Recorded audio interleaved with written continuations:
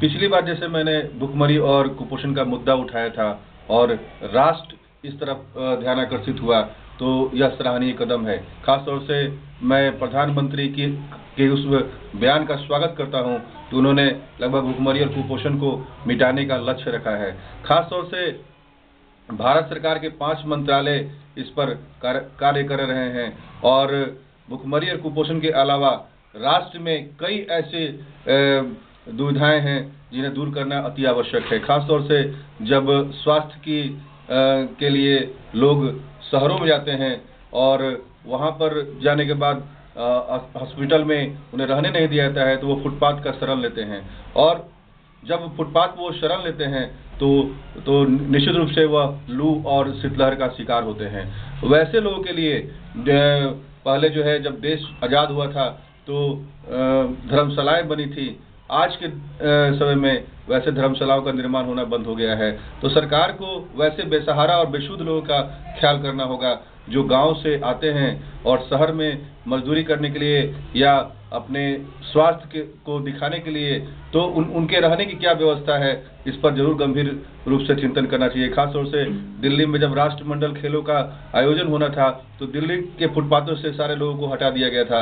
यह काफी शर्मनाक है। मानो किसी जानवर की भांति नहीं है।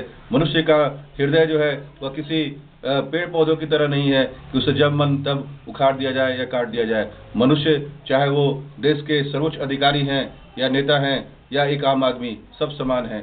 इस पर राष्ट्र की बुनियाद है, राष्ट्र की धरोहर है और जो राष्ट्र की धरोहर हैं, जो भी व्यक्ति राष्ट्र के लिए हैं या फिर जो नागरिक हैं देश के, उनका सम्मान पूर्णतया होना चाहिए। और खास तौर से भुखमरी और कुपोषण के लिए मैं फिर से एक बार प्रधानमंत्री को बधाई देना चाहता हूं कि उनका ध्यान आकर्षित हुआ है। भारत में अगर सही रूप से आंकड़ों की गणना की जाए तो लगभग 50% से ज़्यादा लोग भुखमरी और कुपोषण का शिकार हैं। आज हंगर और माल न्यूट्रिशन केवल यही मुद्दा नहीं है।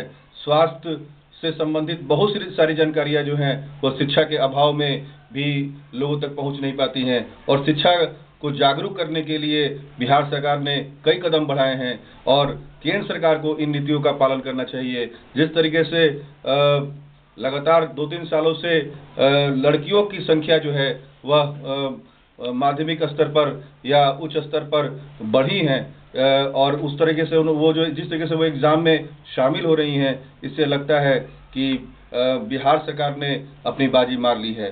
केंद्र सरकार को भी इन नीतियों को अपनाकर और अन्य राज्यों में जो पिछड़े राज्य हैं उसमें इन नीतियों को लागू करके शिक्षा को भी बढ़ावा देना चाहिए। जहाँ जहाँ शिक्षा की बढ़ोतरी होती है वहाँ पर स्वास्थ्य संबंधी समस्याएं भी खत्म हो जाती हैं। और मैं खास तौर से बिहार के नवयुवकों को ये कहना चाहूँगा कि वह देश के लिए अपने को आगे करें, वह रोना छोड़ दें और खास तौर से जापान जैसे देश से प्रेरणा ले।